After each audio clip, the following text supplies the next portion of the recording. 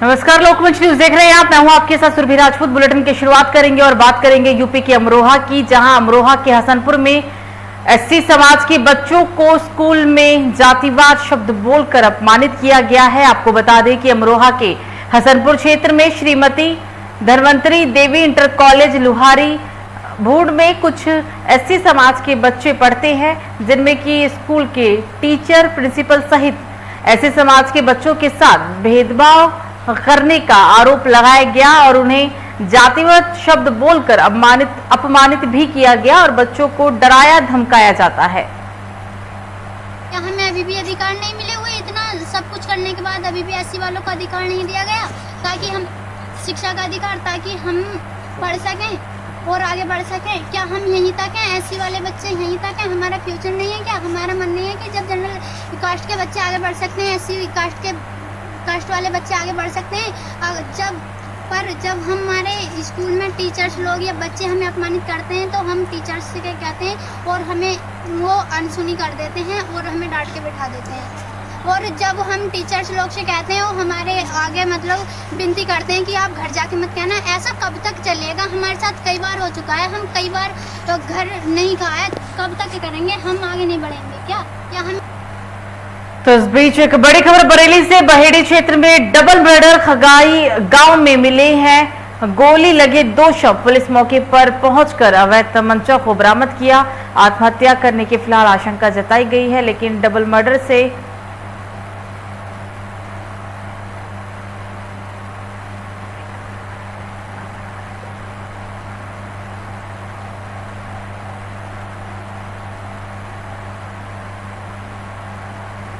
अगली बड़ी खबर बिजनौर से, जहां बिजनौर में एआईएमआईएम पार्टी के बिजनौर मिशन 2022 की इश्तेहार लगाकर अपील की गई है। असामाजिक तत्वों ने ओवैसी और जिलाध्यक्ष के फोटो पर खालिक पोती है। एआईएमआईएम के कार्यकर्ताओं ने गुस्से का इजहार भी किया।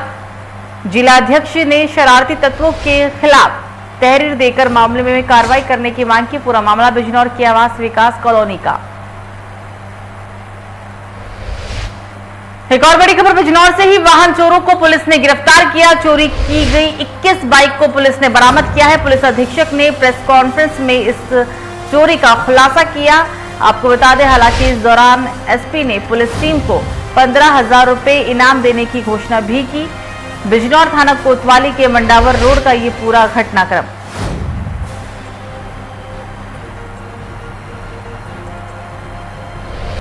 तो वही राजधानी लखनऊ में स्कूलों कॉलेजों के लिए योगी ने फरमान जारी किया है। एक नया फरमान सूबे के मुखिया योगी आदित्यनाथ के द्वारा एक ही परिवार के 2 से अधिक अगर बच्चियां स्कूल में पढ़ रही है तो एक की फीस माफ की जाएगी।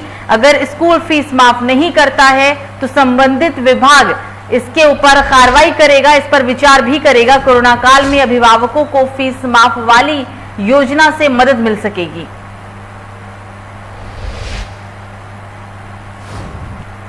तो यूपी के लखनऊ में अपराधों का सिलसिला लगातार जारी है। मामला गोसाईगंज कस्बे का, जहां एक व्यक्ति सड़क के किनारे गिरा हुआ मिला। हालांकि उसके शरीर पर कई चोटें थी। व्यक्ति को आनन फानन में अस्पताल के अंदर भर्ती कराया गया, जहां डॉक्टरों ने उसे मृत घोषित कर दिया। फिलहाल मृतक के शव को पोस्टमार्टम के लिए भेज दिया गया है और पुलिस मामले की छानबीन में भी जुटी हुई है।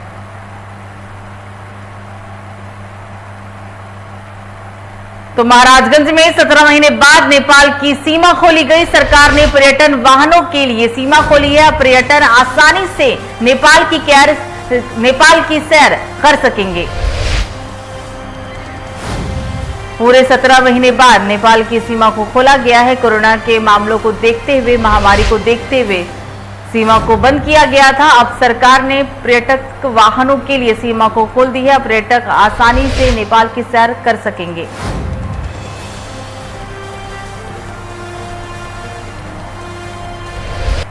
तो यूपी के मेरठ में प्रेम प्रसंग में हत्या का मामला सामने आया। घटना जिले के भावनपुर थाना क्षेत्र का, जहां बेटी को मारने के लिए परिवार और रिश्तेदारों ने 24 घंटे में एक खौफनाक साजिश रच डाली। आपको बता दें कि पहले रूमा को कमरे में बंद करके बेरहमी से पीटा गया और फिर मार डाला। बेटी का कसूर सिर्फ इतना था कि प्रेम प्रसंग के चलते उसने अनुसूचित जाति के युवक से प्रेम के बाद शादी कर ली थी। इतना ही नहीं, सबूत मिटाने के लिए आरोपियों ने रोमा का शव शमशान घाट में ले जाकर जला भी डाला। सूचना पर पहुंची पुलिस ने हालात का जायजा लिया। फिलहाल पुलिस मामले की छानबीन में जुट गई है। थाना क्षेत्र भावनपुर के भोड़पुर ग्राम में राहुल नामक व्यक्ति के द्वारा कल सूचना दी गई कि उसकी पत्नी की परिजनों के द्वारा हत्या कर दी गई है और शव को जला दिया गया है। तत्काल थाना पुलिस मौके पर पहुंची, शव को जला दिया गया था। इसके पश्चात राहुल के द्वारा दी गई तहरीर पर सुसंगत धाराओं में मुकदमा पंजीकृत कर लिया गया है। अग्रिम वैधानिक कार्रवाई की जा रही है। तो यूपी के मुरादाबाद में खादी ग्राम उद्योग के रिटायर्ड कर्मचारियों ने अनिश्चितकालीन धरना प्रदर्शन किया। उनकी मांग है कि उनका रुका हुआ वेतन, पीएफ व ग्रेविटी जो कि लगभग 170 कर्मचारियों की 21 करोड़ रुपए है, वो उन्हें नहीं मिल पाई है, जिसकी वजह से वो सुबह से ही धरना प्रदर्शन कर रहे हैं। इस दौरान यूपी कांग्रेस के प्रदेश महासचिव सचिन चौधरी धरना स्थल पर पहुंचे और प्रदर्शन में शामिल होकर समर्थन का ऐलान भी कर डाला, जिसके बाद उन्होंने क्षेत्रीय सचिन श्री गांधी आश्रम मुरादाबाद रविशंकर से मुलाकात की। मीडिया से रूबरू होते हुए सचिन चौधरी ने केंद्र सरकार पर जमकर निशाना साधा। देखिए, गांधी आश्रम में इन्होंने अपनी जवानी दी है, पूरी काम किया है। आज इनका पीएफ नहीं मिल रहा है, इनका वेतन नहीं दिया जा रहा है। गांधी आश्रम का शर्म आनी चाहिए। मैं तो आश्चर्य कर रहा हूँ कि मोदी जी दिन भर गांधी जी के नाम से पूरी दुनिया में घूम रहे हैं, क्योंकि उन्हें तो कोई जानता नहीं है। गांधी की विचारधारा का देश है तो लोग उनका सम्मान करते हैं। दूसरी बात, आज के समय में ये चाहते हैं गांधी आश्रम बेचकर जो यहाँ पर प्रतिमाएं हैं वो गांधी जी की हटा के गोडसे की लगा दी जाएं। अभी मेरी सचिव से बात हुई है गांधी आश्रम के। 18 करोड़ रुपए का टर्नओवर था सन 2000 में, जब कांग्रेस की सरकार थी। मुरादाबाद गांधी आश्रम का, खाली अकेले गांधी आश्रम का। रिटायर्ड कर्मचारियों का जो भी ड्यू है, वेतन का है, फंड का है, ग्रेच्युटी का, वो मिलना चाहिए, इसमें कोई शक नहीं है। लेकिन संस्था रेगुलर घाटे में चल रही है। सरकारी पॉलिसी खादी कमीशन की 2008 में बनाई गई कि संस्था की निष्प्रयोज्य संपत्तियों को बिक्री करके इनका भुगतान कर दिया जाए। और 2008-9 से हम रेगुलर प्रयास कर रहे हैं, खादी कमीशन और सरकार को, सचिव को लिख रहे हैं। तो अगली खबर भी मुरादाबाद से ही, जहां डिलारी के गांव कुरी में उस वक्त हड़कंप मच गया जब एक 50 वर्षीय बुजुर्ग ने घर के बाहर निकलकर खेत में फांसी लगा ली। जैसे ही आत्महत्या की सूचना मिली तो परिजनों में कोहराम मच गया। पुलिस ने फिलहाल शव को कब्जे में लेते हुए पोस्टमार्टम के लिए भेज दिया है। पुलिस आत्महत्या के कारणों का पता लगाने में भी जुटी हुई है।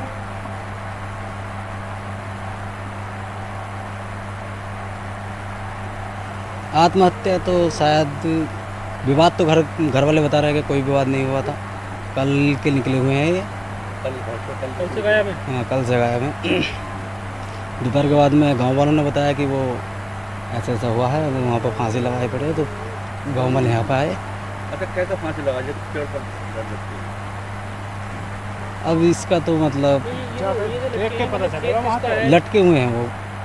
अगली खबर मुरादाबाद से, जहां समाजवादी पार्टी के कार्यालय पर गांधी जयंती के मौके पर एक कार्यक्रम का आयोजन किया गया, जिसमें समाजवादी पार्टी के सांसद एसटी हसन ने भी हिस्सा लिया। आपको बता दें कि सपा सांसद एसटी हसन ने कार्यक्रम को संबोधित करते हुए कहा है कि महात्मा गांधी देश का बंटवारा नहीं चाहते थे। महात्मा गांधी जी ने साफ कह दिया था कि जब तक दंगे फसाद नहीं होंगे तब तक वो अनशन पर ही रहेंगे। तब भी जो लोग धंधा कर रहे थे उनके ऊपर कार्रवाई के आदेश दे दिए गए, जिसके बाद घटना को अंजाम देने वालों पर कार्रवाई की गई। तब महात्मा गांधी ने अपना अनशन तोड़ दिया था।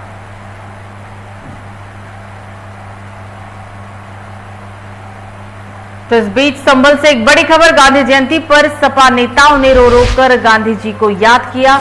जिलाध्यक्ष फिरोज ने कहा कि सपा में नहीं है कोई गांधी जी की प्रतिमा। 2022 में सपा सरकार में आती है तो सरकार प्रतिमा स्थापित करने का काम करेगी।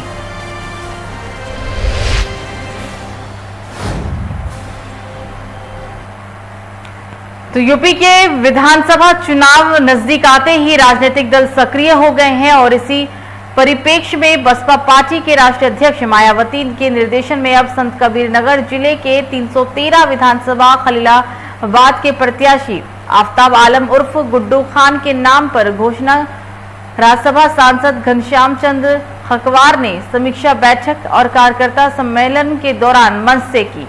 इस कार्यक्रम में मुख्य अतिथि पूर्व सांसद घनश्याम चंद्र खरवार भी मौजूद रहे, जबकि कार्यक्रम की अध्यक्षता बसपा के जिलाध्यक्ष धर्मदेव प्रियदर्शनी ने की। प्रत्याशी के नाम की घोषणा के दौरान कार्यकर्ताओं और पदाधिकारियों में खुशी का माहौल भी देखने को मिला। इस दौरान बसपा प्रत्याशी आफ्ताब आलम उर्फ गुड्डू ने कहा कि यहाँ की आवश्यकता ही हमारा मुद्दा होगा। पूर्व राज्यसभा सांसद घनश्याम चंद्र खरवार ने पूर्व प्रत्याशी सुबोध चंद्र यादव को हटाए जाने का पर कोई भी जवाब नहीं दिए और सब कुछ पार्टी के राष्ट्रीय अध्यक्ष के ऊपर ही छोड़ दिया। तो पहला दिन था, एजेंडा बनेगा, जो यहाँ की आवश्यकता होगी वही हमारा मुद्दा होगा। किस पार्टी का टिकट बढ़ रहा है, हमारे पार्टी के वो नेता हैं, साथी हैं, उनका स्वागत है। हम सब साथी हैं और अन्य पार्टियों में, समाजवादी पार्टी में 32 लोगों ने आवेदन किया है, बीजेपी में 32 लोगों ने आवेदन किया है, तो हमारी पार्टी में भी अगर 1-2 हैं तो फिर इसमें कहीं से फर्क नहीं होना चाहिए, क्योंकि पार्टी की अपनी रणनीति बहुत है। क्योंकि मैं युवा हूँ, हम किसान परिवार के हैं, मैं ये चाहूँगा कि किसानों का जो है बुआई से लेकर कटाई तक एक माइक्रो लेवल का मैं प्लान करूँ। तो यूपी के शाहजहांपुर में आयुष्मान कार्ड वितरण कार्यक्रम का आयोजन किया गया। इस दौरान कैबिनेट मंत्री ने लाभार्थियों को आयुष्मान कार्ड वितरित किए। भाजपा नेता छंगीलाल राठौर समेत कार्यकर्ताओं ने यूपी कैबिनेट मंत्री सुरेश कुमार खन्ना का जोरदार स्वागत और सम्मान भी किया। मंत्री ने भाजपा नेता छंगीलाल राठौर की तारीफ करते हुए कहा कि राठौर ने कड़ी मेहनत करके ज्यादा से ज्यादा गरीबों, जरूरतमंदों को दिल से पैरवी कर सरकारी योजनाओं से लाभान्वित कराने का काम किया, जो काफी सराहनीय भी है। उन्होंने ये भी कहा कि सहारनपुर में वर्तमान में 2,82,707 लोग आयुष्मान कार्ड धारक हैं।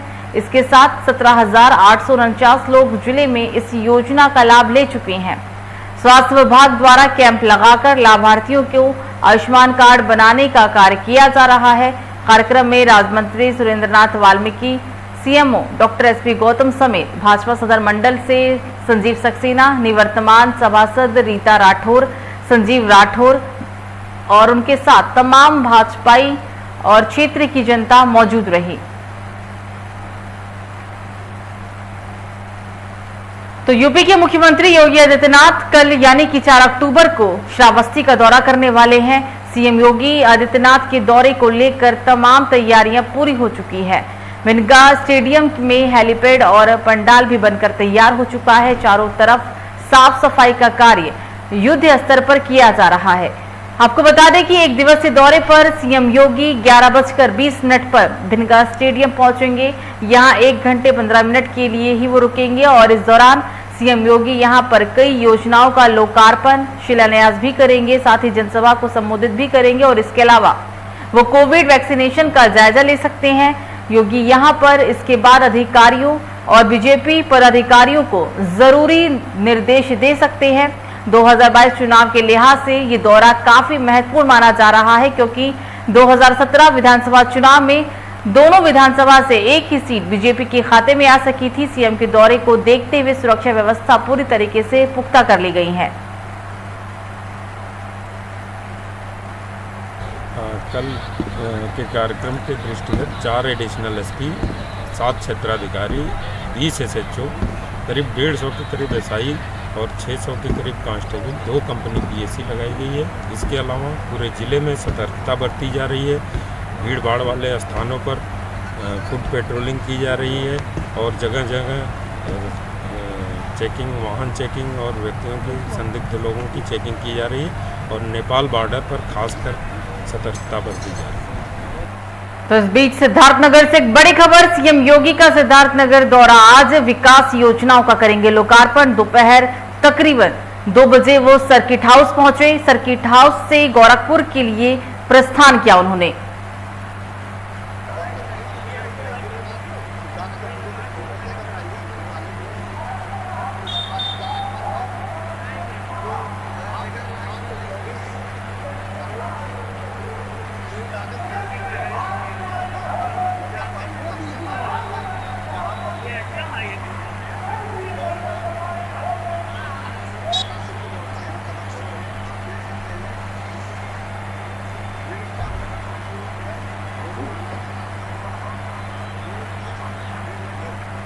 तो इस बीच श्रावस्ती से एक बड़ी खबर, दो पक्षों में हुआ खूनी संघर्ष, दोनों पक्षों से महिला समेत 5 लोग घायल, सभी घायलों को अस्पताल के अंदर भर्ती कराया गया।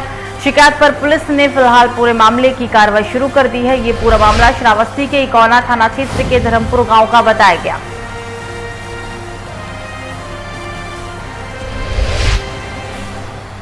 एक और अहम खबर श्रावस्ती से ही, सीएम योगी कल श्रावस्ती का दौरा करने वाले हैं। युद्ध स्तर पर तमाम साफ सफाई की तैयारियां की जा रही है। हेलीपैड साफ सफाई का काम पूरा कर लिया गया। सीएम कई योजनाओं का लोकार्पण करेंगे। सीएम स्टेडियम में आयोजित जनसभा को भी संबोधित करेंगे।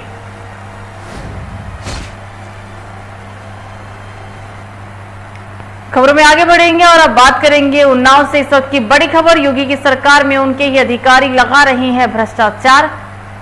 बीडीओ राजीव सिंह का एक फिर से कारनामा उजागर हुआ है। एक ही पत्राक नंबर पर जारी किए गए 2 अलग अलग न्याय पंचायतों के आवंटन पत्र मिले और जिसका जितना मोटा चढ़ावा उसको उतनी ज्यादा आवंटित की ग्राम पंचायतें। तीनों सहायकों को दोनों पत्रों में घटा बढ़ाकर आवंटित ग्राम पंचायतें की गई। ज्ञान में आया है, आदरणीय जिलाधिकारी महोदय के निर्देश में कार्रवाई की जा रही है। यदि कोई भी किसी प्रकार की विसंगति, वित्तीय अनियमितता पाई जाती है तो संबंधित अधिकारियों के खिलाफ शासन को रिपोर्ट भेजी जाएगी। संबंधित यदि पंचायत अनिल राणा है, कोई उनका नाम इसमें आ रहा है, कोई भी अधिकारी हो कि कोई भी नाम हो, यदि कोई भी वित्तीय अनियमितता पाई जाती है तो संबंधित के खिलाफ लिखित में रिपोर्ट शासन को भेजकर कार्रवाई करेंगे।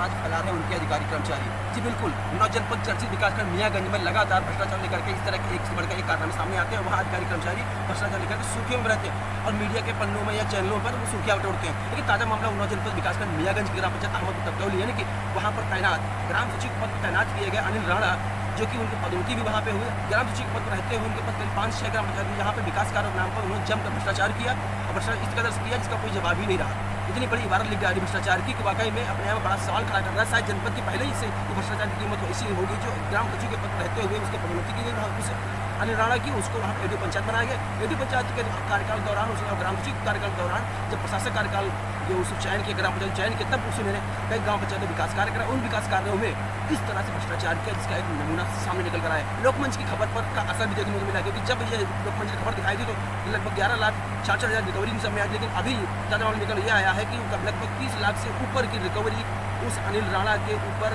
वहाँ पे जो टीम गठित की गई, ब्लॉक प्रमुख जो धर्मेंद्र सिंह है जिनके द्वारा शिकायत किया गया था, वीडियो द्वारा टीम गठित की गई थी। टीम गठित करने के बाद लगभग 30 लाख के ऊपर रिकवरी का आदेश जारी किया गया है। वो भी वीडियो खंड विकास अधिकारी जो वहाँ के हैं वीडियो पंकज गौतम के द्वारा उन्होंने पत्र जारी करके जनपद के मुख्य विकास अधिकारी सीडीओ दिवांशु पटेल को भेजा है।